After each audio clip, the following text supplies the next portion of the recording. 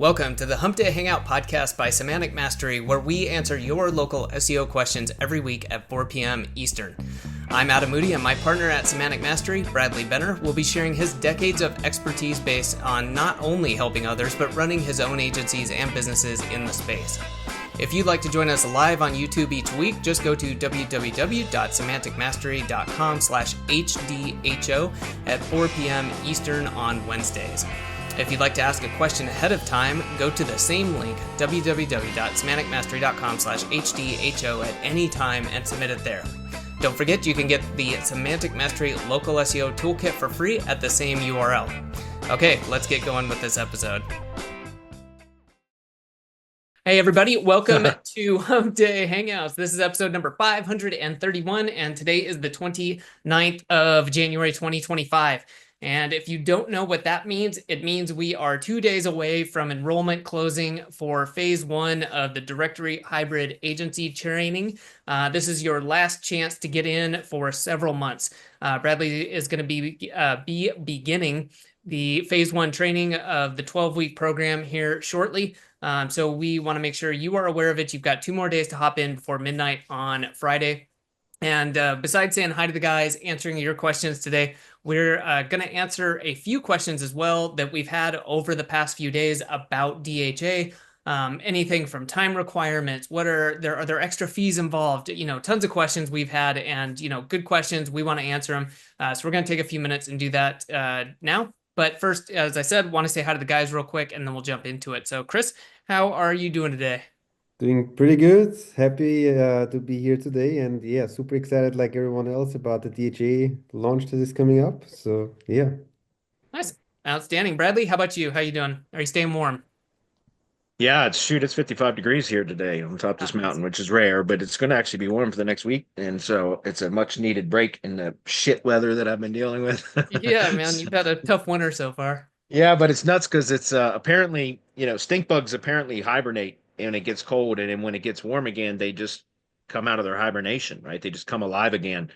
And so I thought, we had a week of sub 20-degree weather here. And I thought for sure that would have killed all those sons of bitches. Wrong.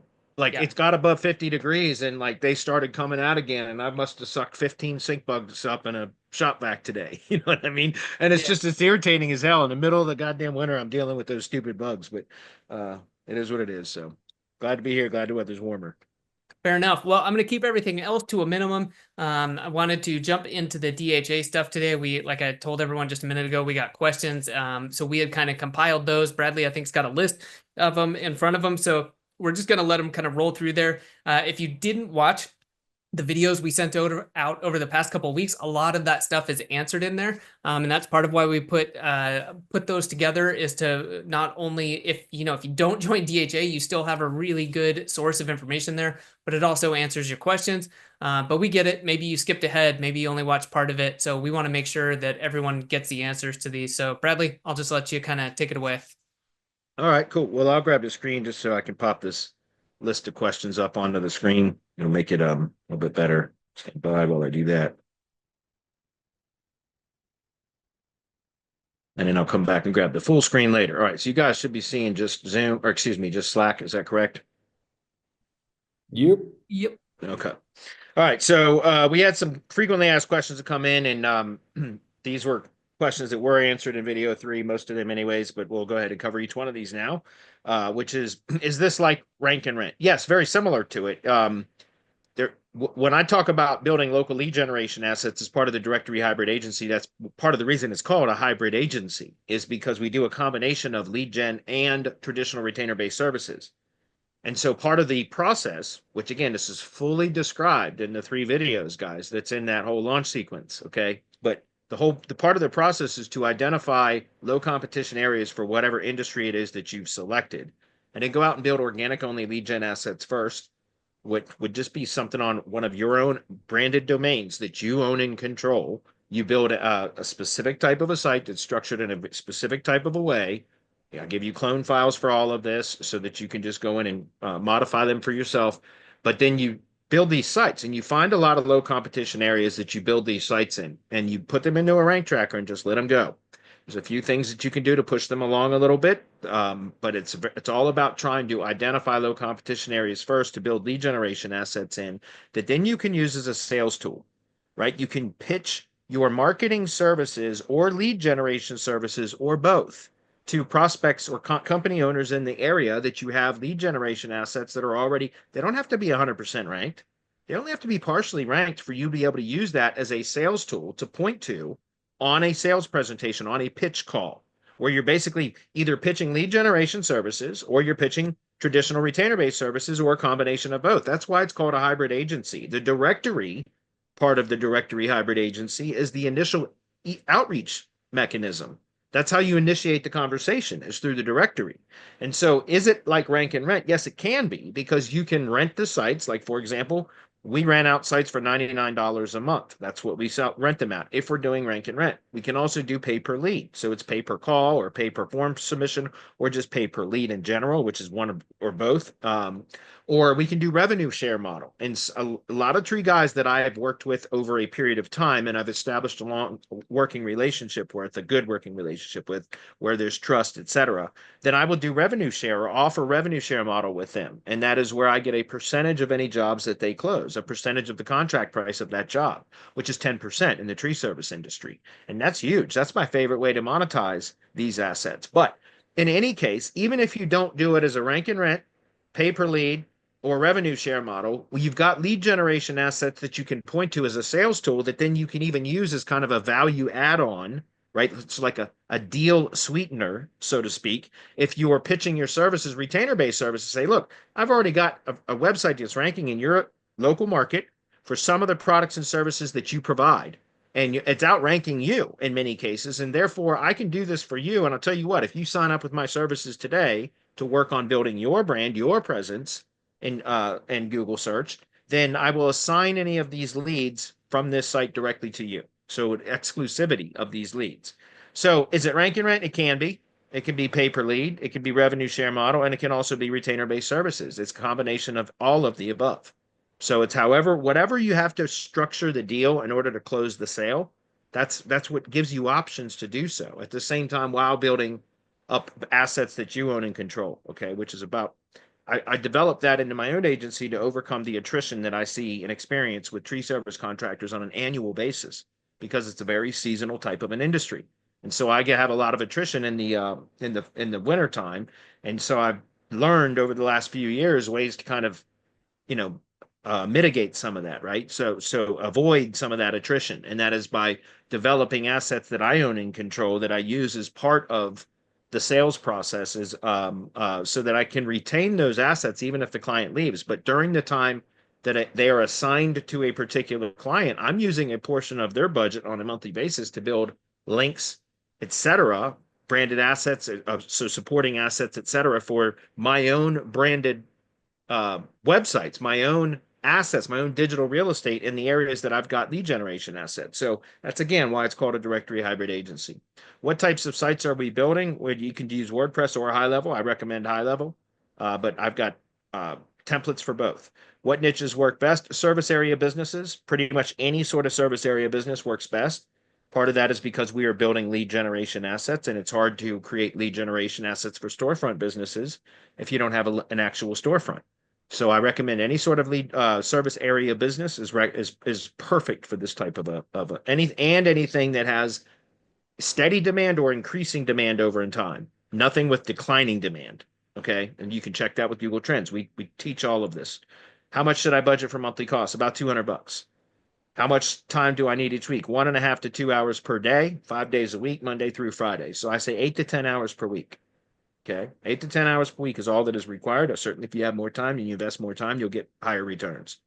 Do I need any other training, or is this everything? Nope, this is 100% of everything. Everything that you need to be successful with your own directory hybrid agency lead generation system is built into this program. 100% of it. Can I use my own high level account? Yes, you can. You certainly can. I'll give you the snapshots, but just remember, and I can provide support on the office hours calls for like how to fix things in your high level account, but it's your high level account. So it's going to be up to you to maintain the sub accounts, not us.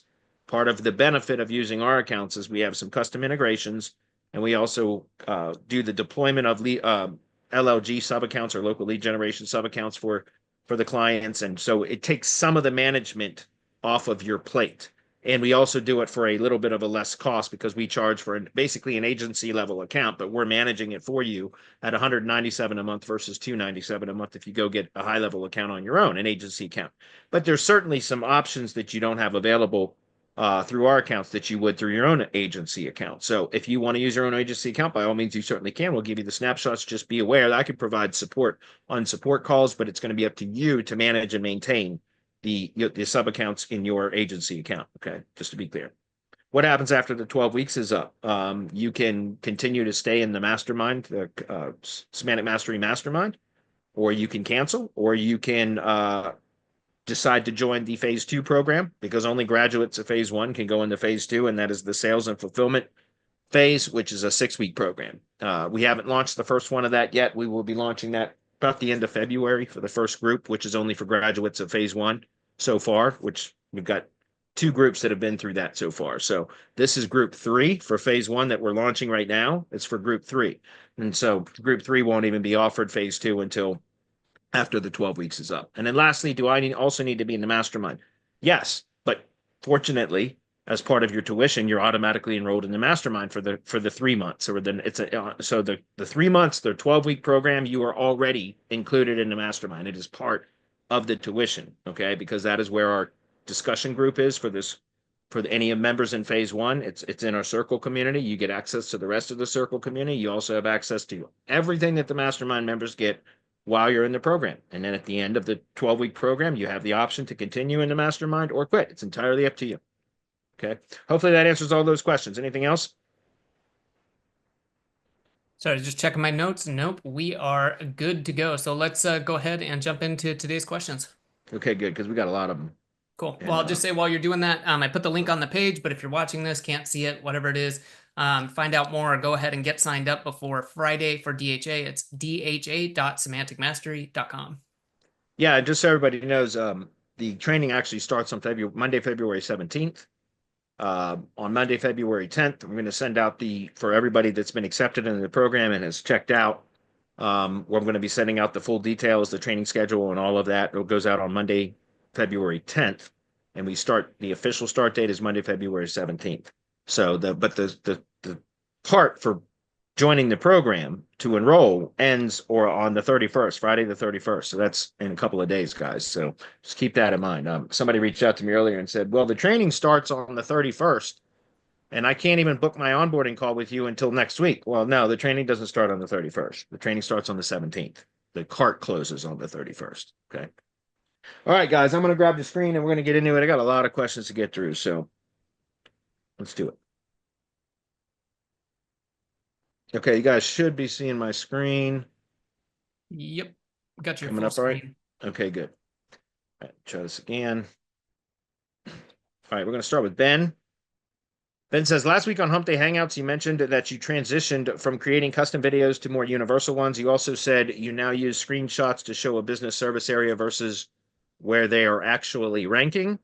How has that approach worked for you compared to universal videos? Can you share an example of the sequence you use? Yes. And so, guys, we're going to spend a few minutes on this, and I hope everybody's okay with that. But this is a great question. And this also will demonstrate to everybody on the call now and anybody that watches the replay what the DHA process, or part of it, is anyways, at least for the after the initial outreach is sent out from the cold email sequence, which is where you contact business owners for whatever industry you've selected in a particular area. You contact them with cold email, and all you're doing is asking them to confirm their company's contact information for their free listing on whatever your directory is. I don't know if that was a goddamn stink bug or what. They're all over the place in here. Anyway, so it's just asking them to confirm their company's contact information for their free directory listing on your whatever, and I used to say treecarehq.com. When they reply back, they're either going to correct the information, say, no, there's something inaccurate, like phone number needs updated, or that's not my website. And purposefully, we leave the website URL out. It says website, but it's blank. Even if we have it, we leave it out intentionally in our cold email because we want them to reply back and say all that information is correct, but it's missing my website. Here's my website. In any case, we have a 5-day sequence that goes out where so every other day we send an email for 5 days, and it can go longer if you want, where basically we're asking them to confirm their information. And we remind them every couple of days, hey, just reply back. Let us know, is this correct? And if not, please send us any corrections. And we get quite a high response rate from that. Okay. But once somebody comes into our funnel, our pipeline, which, by the way, when they reply to that cold email sequence, which the cold email sequence is done through Instantly. We manage our cold emails campaigns through Instantly.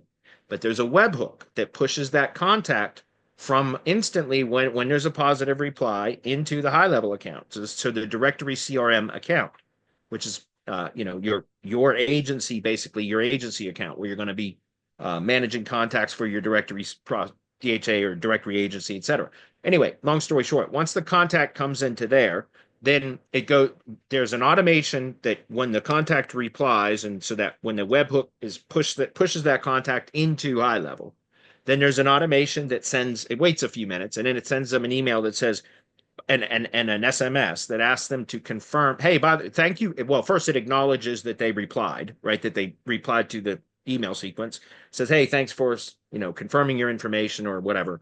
We're going to optimize your directory listing and send it to you for review within the next 2 business days, or whatever it is, 2 days, 3 days, whatever it says in the sequence. Okay, which is an automation. So right after they reply via email, about a minute and a half later, the contact gets a email and a confirmation acknowledging that we received their reply to our email. Okay, and then about 7 minutes later, it sends out an SMS message to that contact to say, by the way, while we're optimizing or publishing your directory listing, how far out do you go out? Do you go out for jobs? In other words, how far is your service area radius? But we title it or say it a couple different ways. And here, I'm just going to demonstrate this for you guys. I've got one open of a contact that just went through this sequence earlier this week, and I just had a booked sales call or booked call with him yesterday afternoon. It was this gentleman here, right here. There's a booked sales call that I had with that guy right there. So I'm just going to show you the sequence. So this is when he replied to the email, the cold email sequence that's sent through Instantly. This is the reply I got, right? DC cutting is new listing on Tree Carriage needs one thing from you to finish it. So essentially, this is the email that gets sent out after the acknowledgement of the first email goes out to acknowledge that the contact that he replied to the initial outreach. It says, DC tree cutting and land service will have a full page with logo, pics, maps, etc., and a lot more than a measly one-liner. And so basically, it's asking for telling them what they're going to get and everything else, and then it says. It was asking that question is where do they go? How far do they go to get jobs? So what is basically their service area? Okay, so this is him replying. He's saying, hi, Harry, because Harry was a partner of mine initially, but I've actually reworked all this stuff now to where it comes from me instead of from Harry. But anyways, point saying, he replied back and said 60 to 75 miles. Now that's huge. Okay, that's a huge area. But in any case, he replied back. So then once he replies back with that, then that gives us the ability to create the image that I'm going to show to you guys in just a moment. And this gets back to the question that Ben was asking, which is instead of us doing the whole video sequence now, or the video, which was a custom video originally, then I went to a universal video, and that's still available on my site. Let me just give you a quick example of that. Oh, am I not logged in? I must not be logged into it. Give me 1 second, guys. I want to show you an example of the universal video, but I found we don't need to use that anymore. It's it's treecarehq.com, you idiot. I'm going to show you guys an example of the universal welcome video that we were sending people to, but it's not just so you guys have an example of it. But I found this other option this other method is just much more efficient. So let me just go to that, show you this really quickly, and then I'll jump back to what I was saying.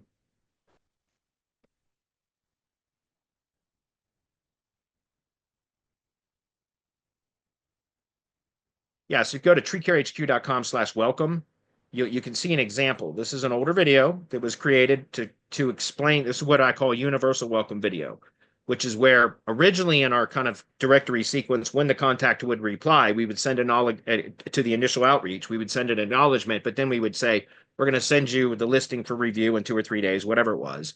And then the assistant, my virtual assistant, would go into that manages the lead processing, would go into the opportunity pipeline and then would because it was in that field, and then they would go optimize the listing, and then when they were done with it, they would move it into the next column or stage in the pipeline, which would then send out the email that would tell them, hey, your directory listing is ready for review. Here's the link. Go please review it. Let us know if you need any changes. And by the way, here is what we discovered while optimizing your listing. And then that's where the video would go, which was originally was a custom video. I would go out and literally spend 15 minutes recording a video for every single contact. And it worked. It worked really well, but it was also a lot of wasted effort because I had to spend an hour and a half. I'd spend about 90 minutes per day, Monday through Friday, where I would usually record anywhere between 4 to 6 videos per day. And that's how that's how I initially started building this whole process up, guys, was doing a custom video for that specific contact, excuse me. But only about 3 out of every 10 videos that I sent out even got watched, right? And so that was a lot of wasted effort. And so eventually I ended up switching it to doing a universal video where basically something down there that's broken. So I got to fix that. Anyways, I don't use this page anymore anyway. But then what I did was I started sending a custom GIF image where instead of creating a new video for every client, then what we would do is create a custom image of GIF so that it looked like a video that we would embed into the email that we would send to them along with a directory listing that would show their directory listing with a play button in the GIF image. And then so that it would encourage them to click on and that from the delivery email, right? So the listing delivery email would say, here's your delivery, or excuse me, here's your directory listing. Go review it. Let us know if you need any changes.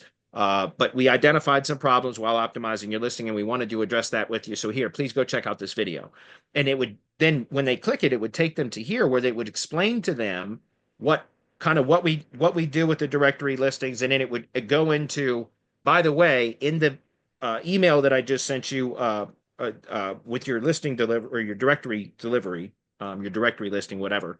There's also a link to a Bright Local or what we call as a local search grid report to show how your Google business profile is performing or not performing in Google search for your products and services in your area. And so in this universal video, I would explain what it was, like how to read the reports, what they were looking at, etc., and then direct them to go click on the link that then would take them to their Bright Local report that was already created for them during this process. But again, that was a very long process. And if you guys use any kind of local search grid tracking tools, you know that you pay for credits. So at some point, it started becoming cost prohibitive because I was spending a shit ton of money on local search grid credits for prospects that hadn't spent any money with me, right? And so it was spending a lot of money and a lot of time generating reports and having a team member go create all these reports, and it was cluttering up my Bright Local account with hundreds and hundreds of reports that never they never became contacts or clients. Does that make sense? So the solution then, which I owe this idea to Harry, former partner at TreeCare HQ, was to instead have kind of a more conversational sequence with SMS and email and phone if needed, with the contact between when they first reply to the directory listing cold outreach sequence until we deliver that, so that we have multiple communications with them until we deliver that listing for them to review. But then also now what we do is instead of delivering the listing, what we do is tell them that their listing is ready for review and that they need to jump on a call with us. Now, this gets back to the original question, and then I'll show it. And I think it's important for me to go through this so that you guys understand kind of the sequence and how it has evolved to where it is now, which is a much more efficient and scalable way to do the prospecting. Okay, because now we don't even record any videos at all. All we do is create still images of where they claimed. Remember, this guy just said that he replied and he said that we travel 60 to 75 miles from the location. Okay, so then once they reply back and we get that information, then we say, okay, thank you for sending your information in. We're going to get your listing optimized and we're going to send it to you for review. Okay, so then about 2 days later, once the VA has gone out and created, I'll show you the images, right? So this is an example of their directory listing, okay? And so before we deliver this to them, as the VA is optimizing, they go create this image.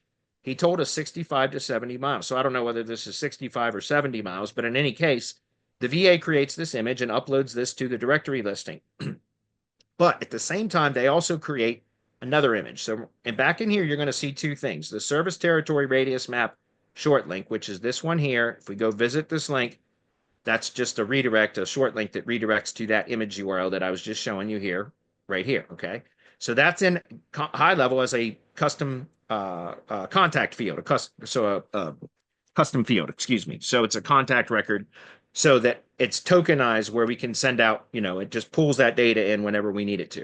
All right. So then we have the service territory geogrid map short link. So we use LeadSnap for this, but LeadSnap, we can then create the local search grid image in the same shape as the image here. And if you see, it's the exact same size, right? You can see it kind of, just a little bit above Fayetteville from here. And if you see right there, it's just a little bit above Fayetteville. You can see Durham there, all that. So it's the exact same size. And so we add these two short links now to the contact record. And so here's the delivery sequence, guys. And we don't have to do videos anymore. You get it? It's all we do. We optimize the listing, and then there's notes that are added to the contact record by my assistants who are responsible for creating these listings. They add notes to these contact records to let us know, because I'm managing sales again now.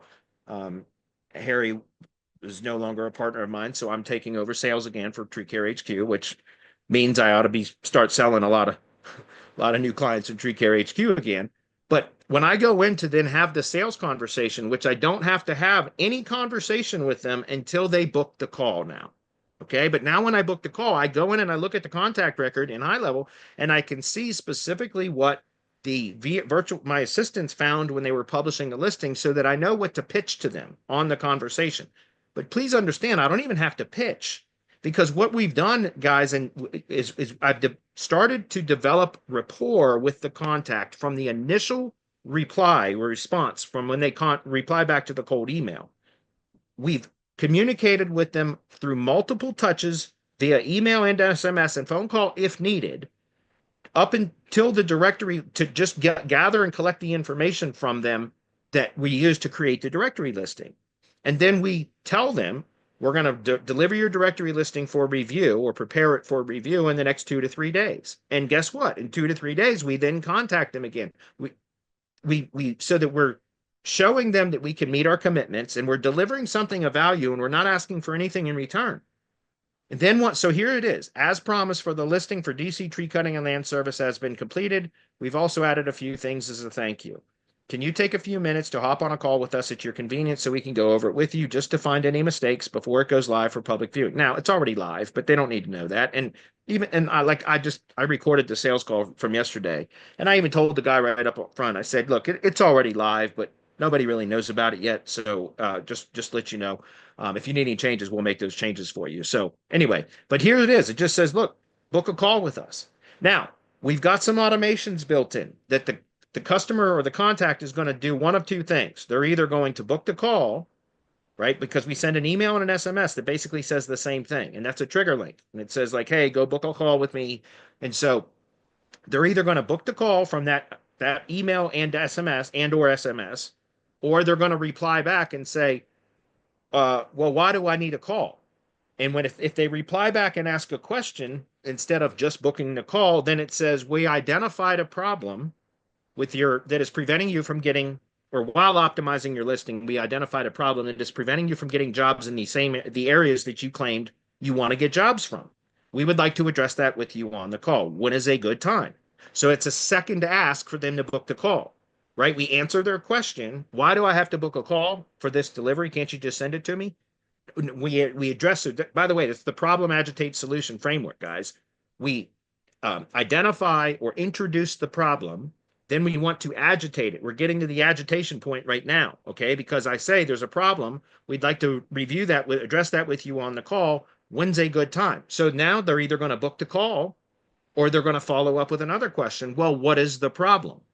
And if they follow up with what is the problem, then this is where and that's why we have these tokenized in the high-level contact record like this, because then the automation sends an SMS to the contact that says, well, here is where you said that you want to get work from, but here is where you're actually getting work from.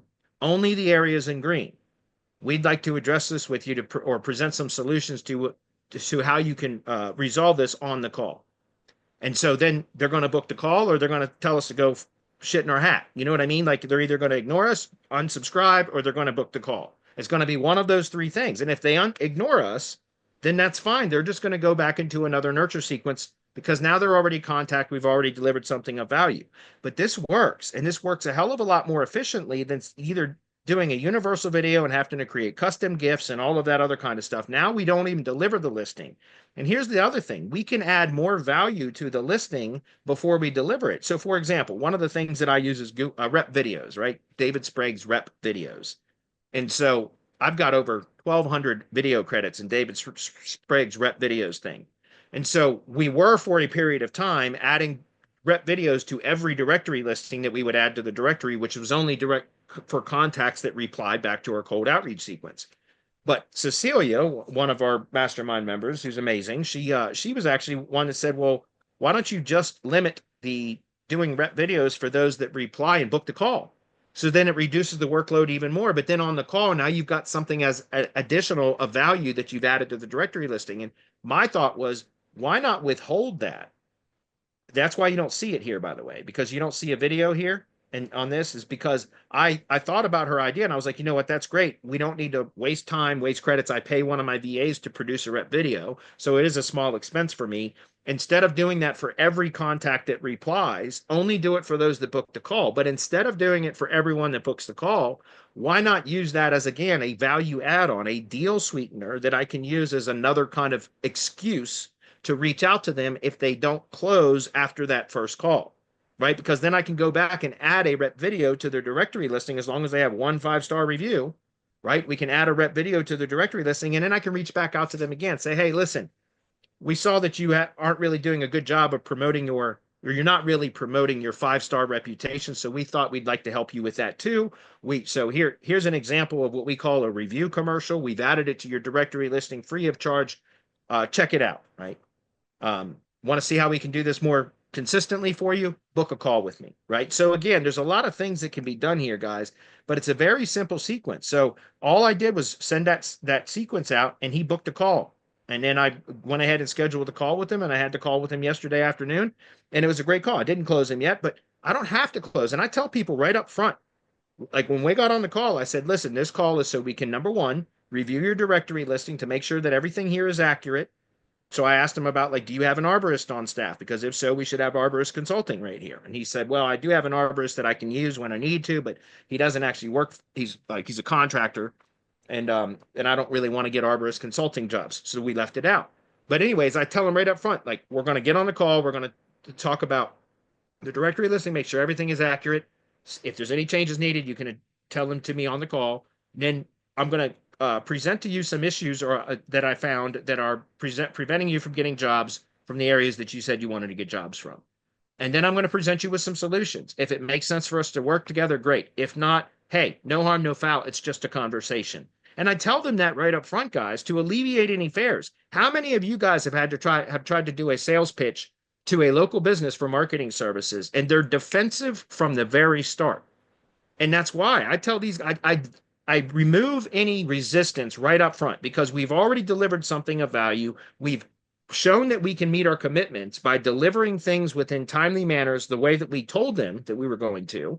We've built some rapport through that whole process. And now we're getting on a call to make sure that they're happy with their free thing. And then that's when and I tell them right up front, look, second part of this, we're going to review your listing. Then I'm going to show you some problems that I identified that are preventing you from getting work in the areas that you said you want to get work from. And then I'm going to present you with some solutions that we have that are low cost that can help you to resolve some of these issues. Does that sound fair? Would you like to continue this conversation? Always asking questions and nodding your head yes to get yeses out of them while you're on the call, whether they see you on a Zoom call or you're talking to them on the phone. It's sales 101, guys. You ask leading questions where you're going to get a yes answer, nod your head as you're asking them, and you'll get a yes. So now you've got permission to go through this sequence, this basically presentation, and it's just a conversation, guys. It's not really a sales pitch. And that's what we did. I had a 32-minute call with this guy just yesterday from this exact same sequence that I'm describing here. And he didn't close yet, but that's okay because I've built significant rapport with him, right? Goodwill with him.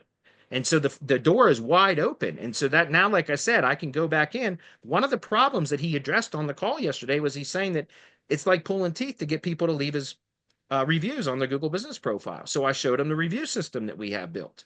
And I showed him one of my clients that I just started applying the review system to about 6 weeks ago, who's seen a bigger jump in review counts in the last month than they have in the last year and a half. And that's because of my review system. And so the point is, now I can reach back out to this contact again, and I can add a review, a rep video, David Sprague's rep video. So what I call a review commercial to this, and then reach out to him and said, hey, you remember when we had our call the other day and you were telling me how you're struggling to get reviews?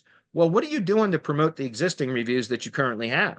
And that just starts the whole conversation over again, guys. Because look, this is what we did. We created this review commercial for you, put it on your directory listing. Here's the link. You can promote this on your own website and via your social media, etc. And look, we can do this for you consistently in addition to building more reviews for you, generating more reviews for you from your customers, those past and future customers.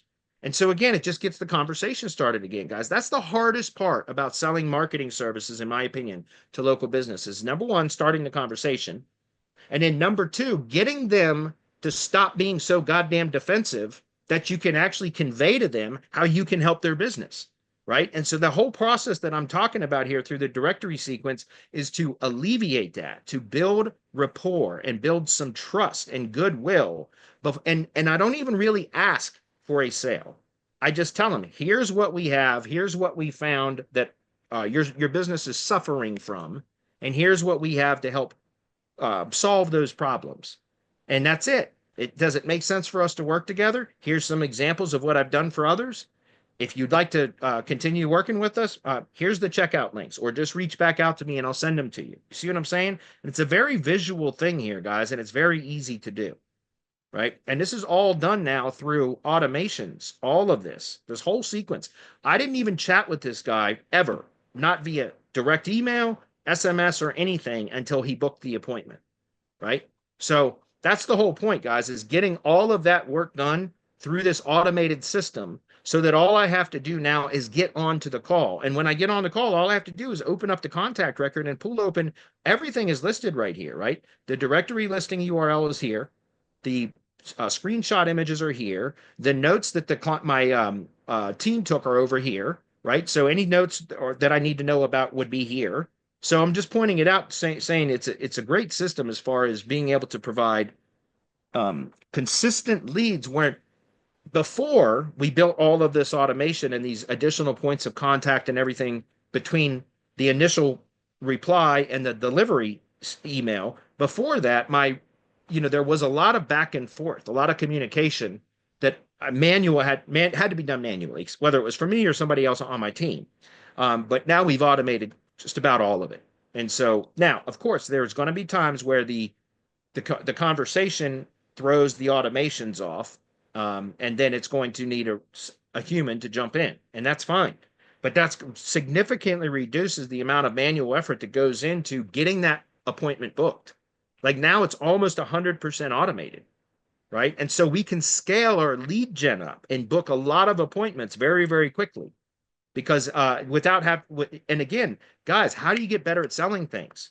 You have more conversations and you try more. You have more at bats, right? You put in more reps.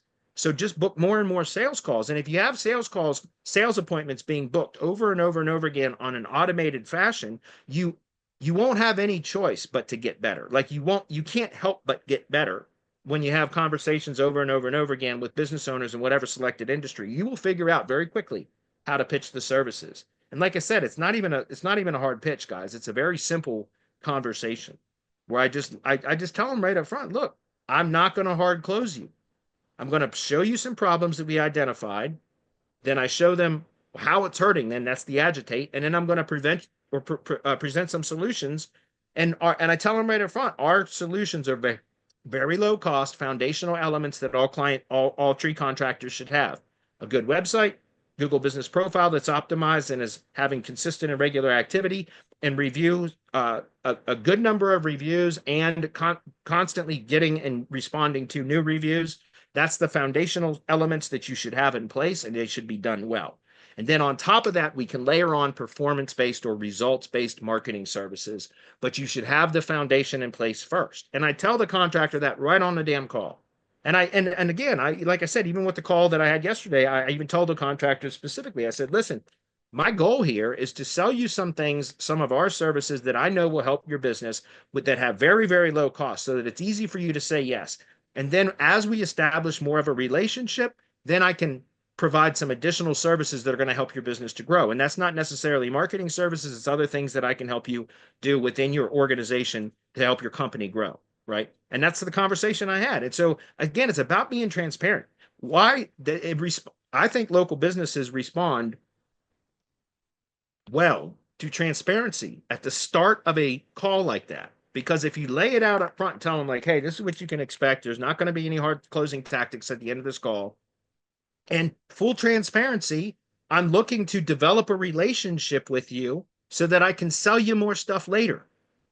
Like, seriously, if you come off that out, honest about that and that candid with the prospect, it's like a relief to them, right? Because they know where you're coming from. You're not trying to be uh, sneaky or anything else, right? And so again, I think it's just a great way. It's my preferred way to sell. It's the same way that I sell links to SEOs, right? I tell SEO right on the call, look, no hard sales tactics. I'm just going to show you our process. I think you'll like it. It's very data driven. If it makes sense for us to work together, great. If not, hey, maybe you'll learn something today on today's call. It's just a conversation. And that's it. Shall we proceed? Right? Shall we proceed? They say yes, and we move on. So anyway, it was a great question. I'm glad I got a chance, and that was very timely question because again, this just demonstrates kind of the process that we go through. That's only a part of the process, the DHA phase 1 program, guys. That is the contact sequence, right? To get people in, and that's the sequence that we use then that takes us to the booked appointment, which is the start of our sales conversation, right? It's not always going to be closed in the first call, and that's fine, right? The point is to develop a relationship to where they now know that they can contact you at any time and they don't feel under pressure when they contact you, that they're going to be sold to, etc. So, all right, moving on. I hope you guys found that useful. Ron says Google Business Profiles require storefront signage and staff to be present at a location. If a tree business can't afford a dedicated business location, is it better to use a virtual office or a home address? A home address. It's better to use a home address. Virtual offices. Tree guys, tree service companies are one of those companies that it's common. It's normal for them to have their business operated out of a residential address. Okay, so it's common as long as they can confirm and verify via video verification that the business actually operates from that residential address. They should be able to get it approved. Okay, and it's way better than virtual office. Next question. Follow up to the question on using a virtual office or home office. Some suggest hiding addresses on GBP and only showing areas that we provide services for. How does local SEO ranking work for businesses with addresses versus those without?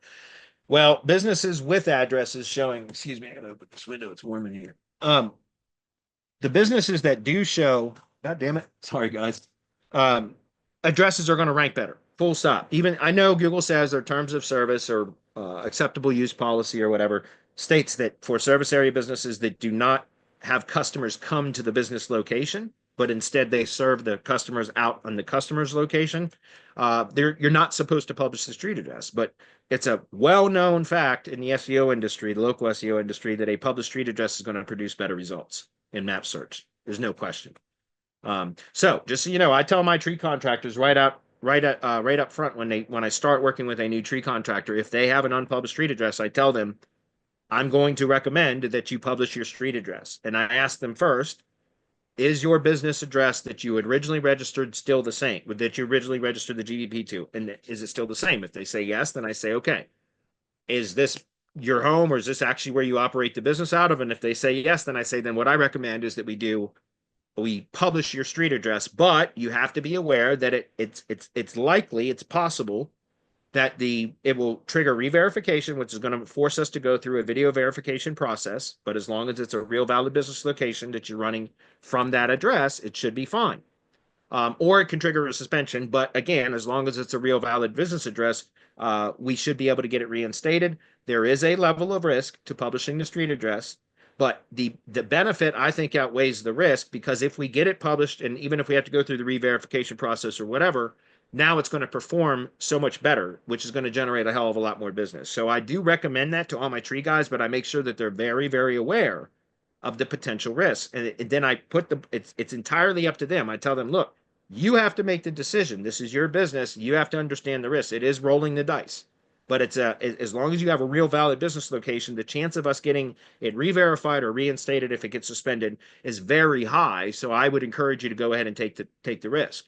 And it's up to them to make that choice. Remember, if the tree contractor doesn't already have a good, strong presence that they're generating a lot of leads from, then it's not going to hurt them much if they have to go, if it triggers re-verification. Does that make sense? Or suspension for that matter, as long as it's a real valid business location. But if they tell me that it's not at the same address that it used to be, or that if there's any indication that they're not going to be able to re-verify it if needed, then I tell them, let's leave it as a service area business with an unpublished street address. And I tell them, it's like we're fighting with one arm tied behind our back. We can still get results, but it is going to be harder. It probably won't perform as well as it could if it had a published street address. Hopefully that's clear. Moving on. Let's see. Say if two different businesses are next to each other, one with a dedicated office address and the other hides a real address, which one ranks better? The one with the published address, almost every time. Okay, next one. After making a donation to charity, what process to get it published on news websites for SEO? Press release, I guess. I mean, usually if you're going to make a donation to a charity, I would reach out to the charity that you're making a donation to and ask them to link back to your site, right, with a mention of the brand that made the donation. You could also then, you could have a press release published about it too, if that makes sense. But I would definitely try to get a link back from the charity that you donated to as well. All right, who's IFA? He's got a bunch of questions here. Let's try to roll through them. I have a question about LOGs linked with DHA, or LOGs are in low position, as LLGs are in low population, and hence low competition areas. I would imagine they bring in very few leads, if any at all. Then why would somebody pay rent for them, even if it is $100? Well, that's not always the case. Low population areas doesn't mean it's going to be low leads. Okay, that's not necessarily true at all. And I know that because I built GBPs and lead gen assets in very low competition areas that produce money, revenue consistently, right? But that's also part of the reason why I said you can either rent the site out, you could sell it, monetize it via pay per lead. So if you don't want to charge $99 a month, charge per lead, or do revenue share model, which is only kind of more of an advanced lead gen type of thing, or use it as a sales tool as iPhone.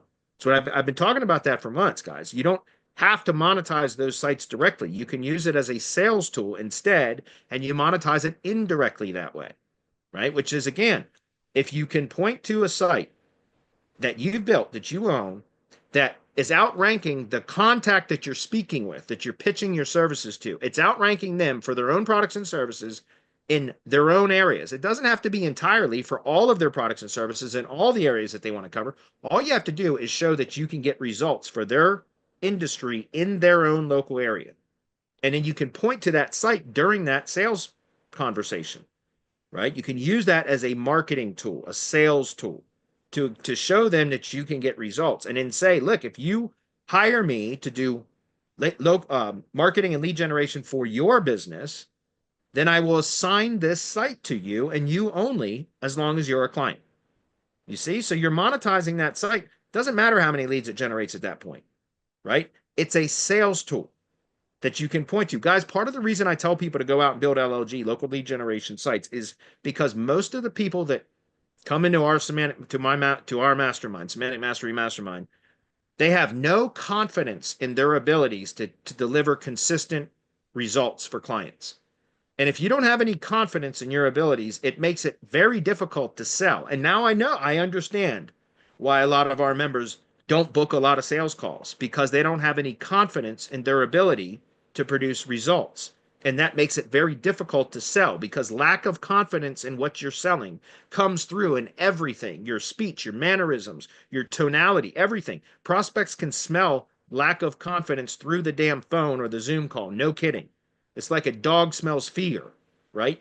Like, I'm not kidding. And so part of the reason I tell people to build local lead generation assets is LLG sites in low competition areas and target them first is so that they can have something to point to that boosts their confidence on those sales calls, those sales conversations. That's because now they can point to, I've already got results that are outperforming what your business is or your website is currently doing.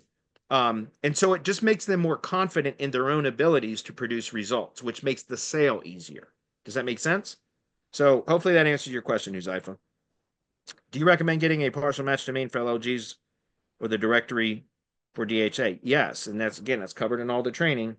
You should have a very short and succinct brandable domain that has some sort of entity variant for one of the primary entities in your industry.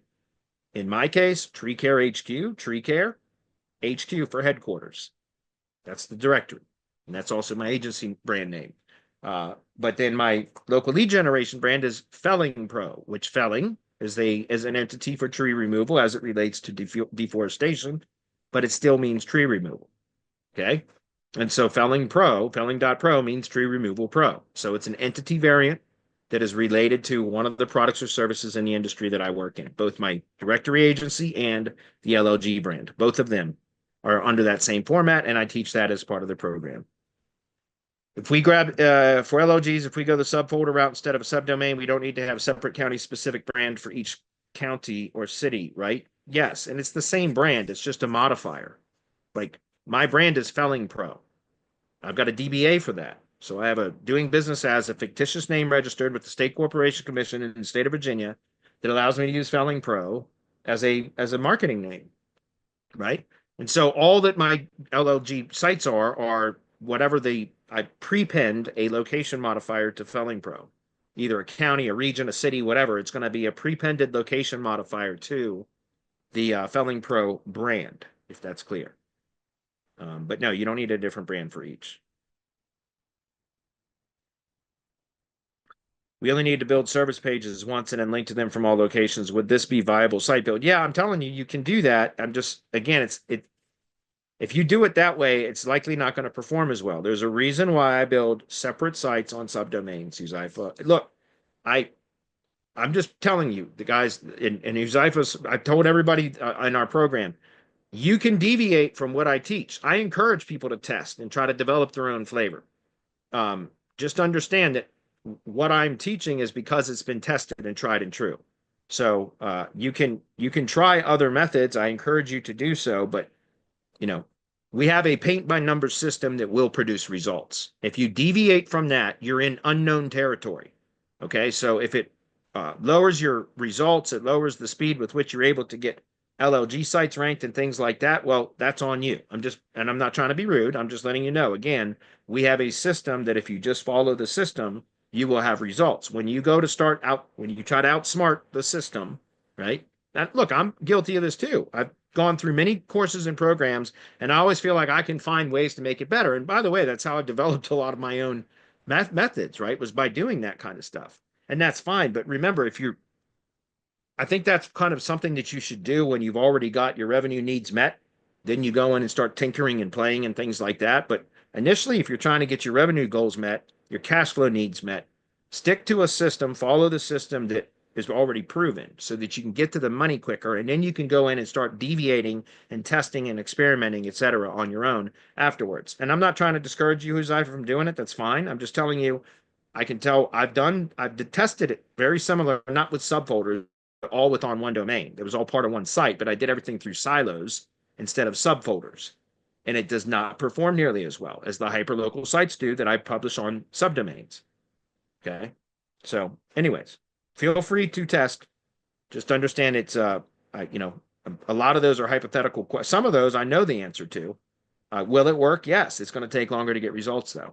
So plus you're also in danger. If you catch a penalty on that root domain, you've lost every one of your sites, every one of them. And that's true for subdomains too, but it's a lot less likely to catch a penalty on a root domain when all of your monetized sites are on subdomains, right? Why should we build supporting location pages, as these locations will often have very little or to no search volume from our service and probably won't bring in much leads, if any? Yeah, you're probably right, Huzaifa. Just give up before you start. You know what I mean? It's probably a good idea. If they're low competition, and they're not going to generate any leads, why bother? And I'm sorry, I'm being an asshole here for sure. Because again, guys, it's about having an asset to point to that you use as a sales tool. You can go sell your services, regular retainer-based services, to companies in whatever industry you've selected much easier when you have something you can point to that's in their own area that's outperforming them. It doesn't matter whether those areas are low competition or low search volume or whatever. The point is you can show them that it's something familiar to them because it's their products or services in the areas that they're familiar with, that you can point to and say, I've got stuff ranked in your area right now. I can do this for you. And it's a simple process to build these local lead generation sites with a template and identify the low competition areas that you target and in all of the adjacent areas immediately adjacent to that.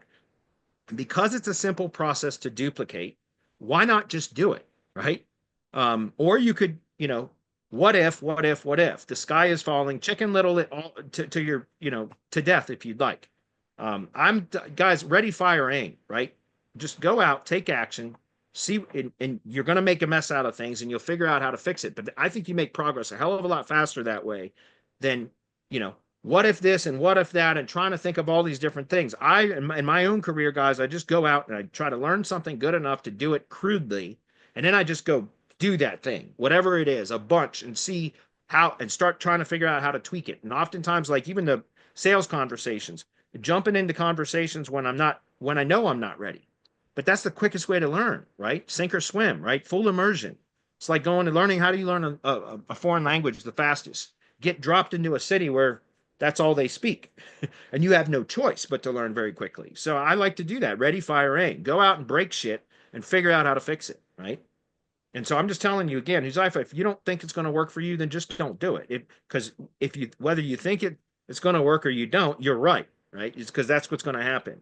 And I'm just letting you know, again, guys, it's used as a sales tool. When you can point to a project or an asset that you've built that is outranking the client for some of their products and services in some of the areas that they promote those services, then you've got something that you can point to that will help close the sale and show them that you know what you're doing. Okay. But like I said, don't if you don't want to, man. It's up to you. Nobody's forcing anybody to build LLG sites. It's just an option. And it works. In the pest control niche, would you create separate service pages for every insect or termite type that had caused a lot of pages, and how would you approach it? No, I wouldn't do that unless it was necessary. I talk about this in the mastermind all the time. Start with top level entity-based SEO, so category and topic optimization, where on the pest control page, you would have a section, preferably an H2 heading, that would says these are the pests that we treat in whatever area, right? And then you'd have H3s in a table with H3s that would reference each and every one of the bugs, the pests that they treat. Because now that's proper HTML markup, proper use of heading tags and subheadings on the page that is optimized at the category level. Pest control. Pest control includes termite control, rodent control, mosquito control, roach control, every bug you can think of, silverfish, stink bugs, crickets, all of that. Everything falls under pest control, including rodent control, by the way. That falls under the category pest control. And so what I'm saying is if you optimize one page for that and you reference the individual pests that they treat with proper HTML markup or headings and subheadings on that page, then it's likely you don't need any of those additional pages. But after you've launched that campaign, if in a couple of months, it's not ranking well for some of the search queries, you can always then go in and add supporting content in that category. So either as a post or as a child page of the pest control page, you could have something for rodents, crickets, snakes, spiders, whatever. You see what I'm saying? And then now that is content that is nested properly, right? So structured properly as supporting content for the top level topic page or category page, which is pest control. So don't come out of the gate doing more work than is necessary. Minimum viable option, guys. You should be building efficiency into your SEO efforts, right? Why start with building separate pages for all those different bugs when you don't need, or pests, when you likely don't need it at all? So build for the top level pages and then see how it performs. Sometimes it makes sense to then go build separate pages for each insect. Okay. We're almost out of time.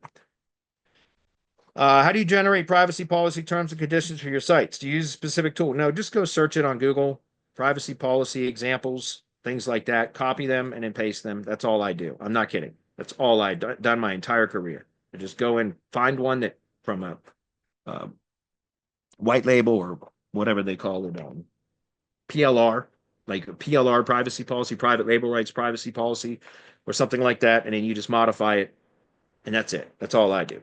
Okay. All right, moving on, guys.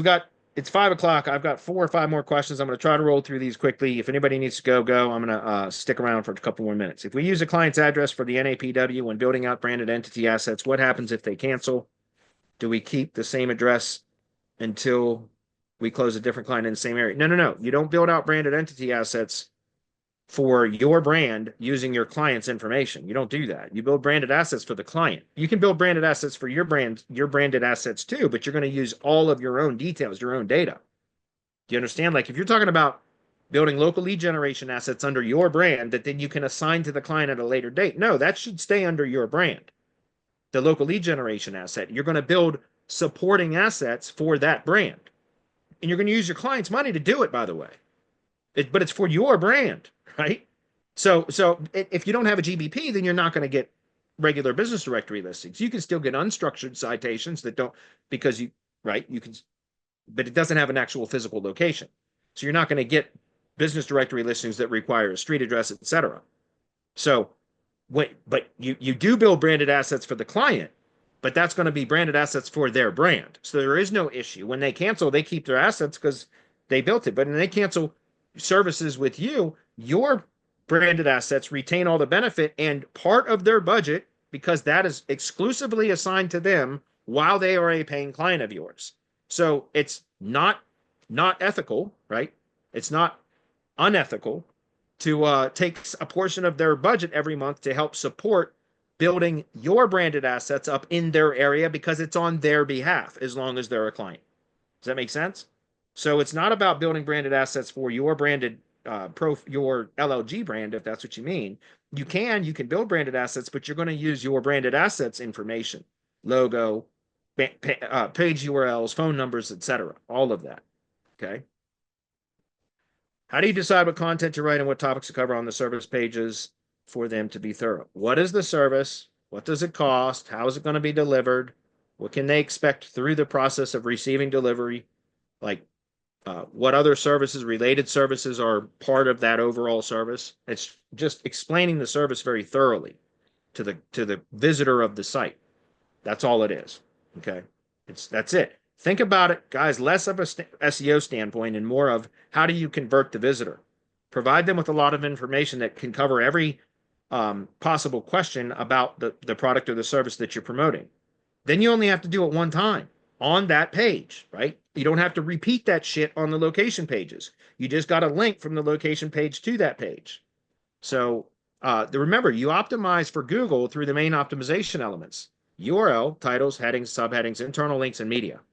Those are the main optimization elements that we should be optimizing for SEO.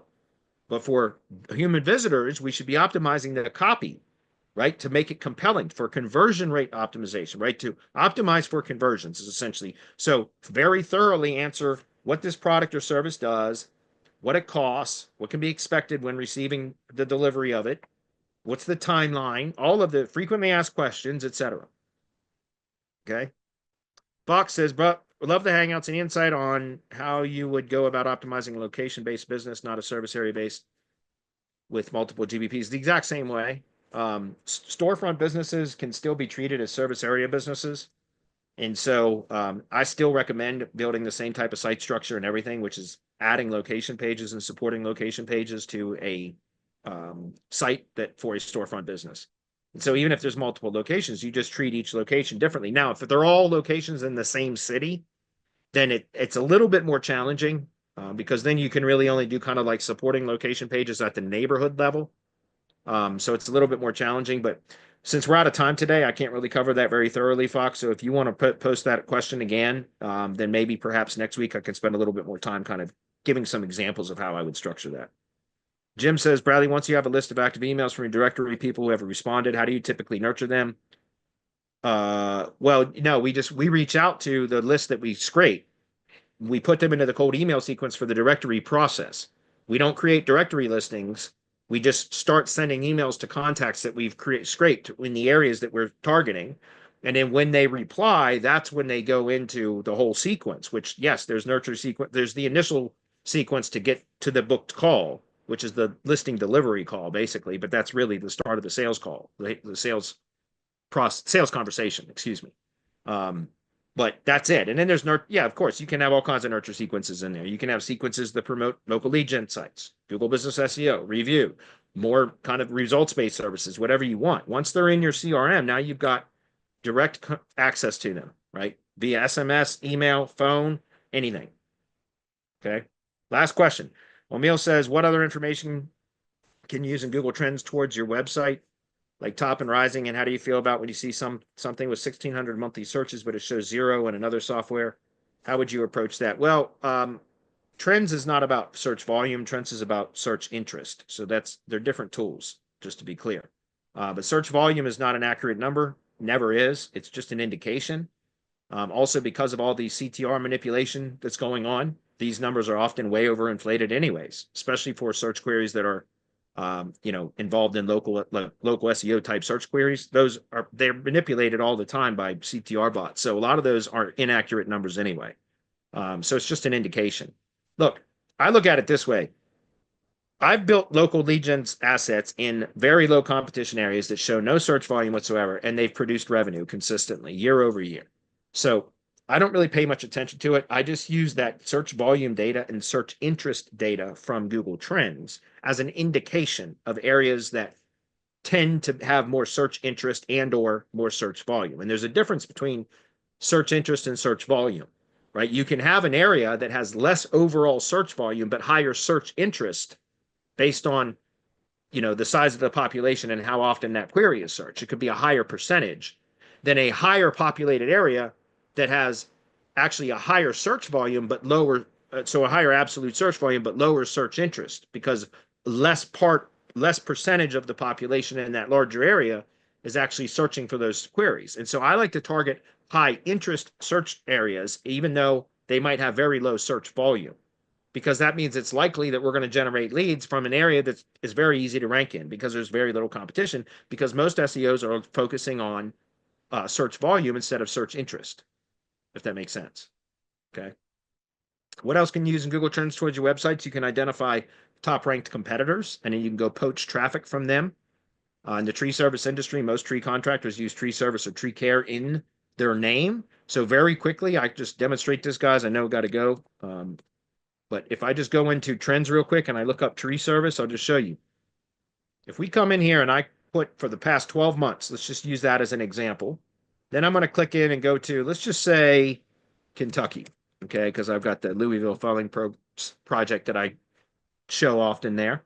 And we'll scroll down here and take a look at this. This shows right here the company names that are doing the most advertising and marketing in their areas. Because in the last 12 months, these companies have been sought out by name. And when it shows a breakout, that means it's over, I think, 2,500% search interest over the past 12 months. It had seen an increase in search interest by 2,500% or greater, I believe, is breakout. And so this is just a great way to identify the top ranked competitors that are doing offline marketing and advertising that then you can go optimize for their brand name and typically outrank them. Or in some cases, you can poach traffic from them. So that's another great way to find things that you can do with trends to identify other opportunities for marketing and lead generation for your clients. Okay. All right, guys. That was way longer than I expected it to be. So I'm going to wrap up. Do we have any questions that I need to answer? I didn't expect you to still be here, Adam. No, I got totally distracted. It just turned into like a whiteout outside. I got a blizzard warning on my phone and was like, looked outside like, well, what do you know? I can't see the other side of the street. So looking over at the questions, there was something about DHA. I responded to TransCanada, so you can find out more about that. And then I'm not sure if you covered this one. Alex was asking about tips on managing getting paid on the performance basis. Okay, I see that one. Do you have any tips on managing getting paid on a performance basis? How do you know the contractor sent the invoice, collecting, etc.? I'm not. I think, Alex, what you're saying is So the revenue share model, I think that's what you're asking about. Like, how do you get, well, first of all, it's important to establish a good trusting relationship with that contractor. Yeah, but you can trust, but you still need to verify. And so what I've done in the past, and I usually only offer it now because I make all of my tree contractors that are on any lead gen engagement with me, all those leads come through one of my, I set up a high level sub account for that contractor. And all leads that come that get sent to that contractor go through the high level account.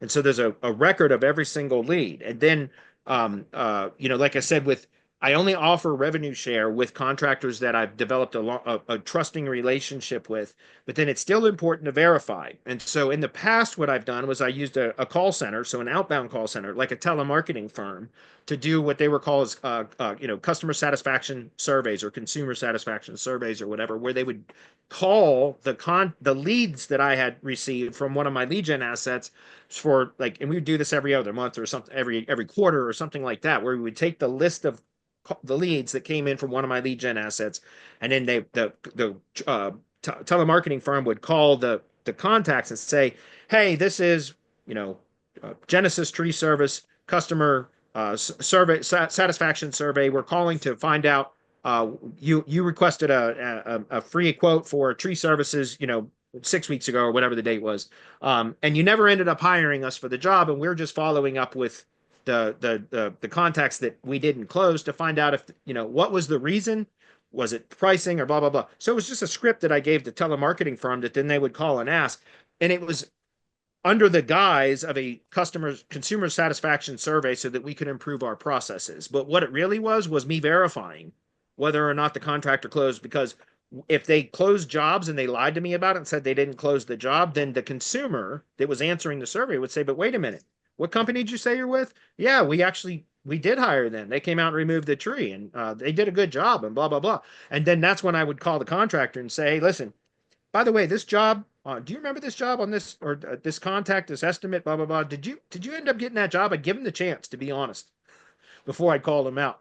And if they would lie to me on that call when I would address it with them, then I would tell them, because I would have the recording and the details from the telemarketing firm, and I'd say, "You son of a bitch, you were stealing from me, you're fired." Which I always thought was the dumbest thing in the world, because that's like killing the goose that lays the golden egg. Why would you steal from a lead generation agreement or service that you're only paying for leads that you made money on?